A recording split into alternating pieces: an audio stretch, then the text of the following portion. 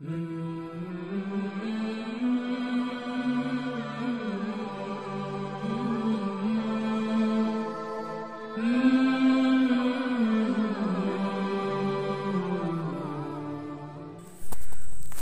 علیکم ورحمۃ اللہ وبرکاتہ۔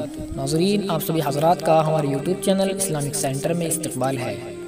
ناظرین، آج کی ویڈیو کسی ایک سلسلے سے متعلق نہیں ہے، یعنی نہ تو اس میں صرف قرآن کریم کے متعلق سوالات ہوں گے اور نہ نبی کریم صلی اللہ علیہ وسلم کے متعلق ہوں گے، بلکہ جتنے بھی سوالات ہوں گے وہ سبھی مکس ہوں گے۔ تو چلیے شروع کرتے ہیں آج کی اپنی یہ ویڈیو۔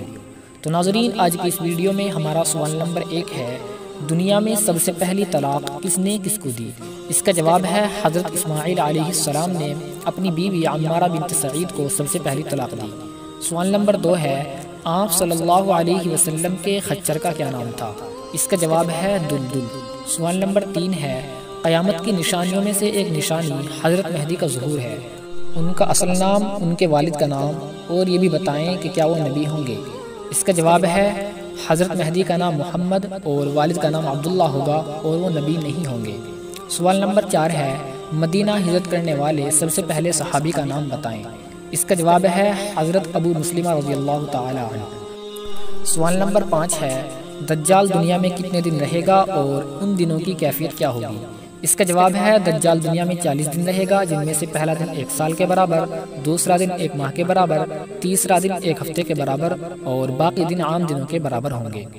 سوال نمبر 6 ہے، زبور اور انجیل کس زبان میں نازل ہوئی؟ اس کا جواب ہے یہ دونوں کتابیں عبرانی زبان میں نازل ہوئی۔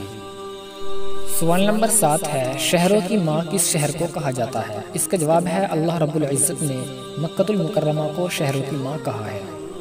ناظرین، جیسا کہ آپ جانتے ہیں کہ ہم نے اس ویڈیو سے پہلے کئی اور ویڈیوز اسلامک معلومات پر اپلوڈ کر رکھی ہیں اور ان سبھی ویڈیوز کی الگ الگ پلے لسٹ بنی ہوئی ہے۔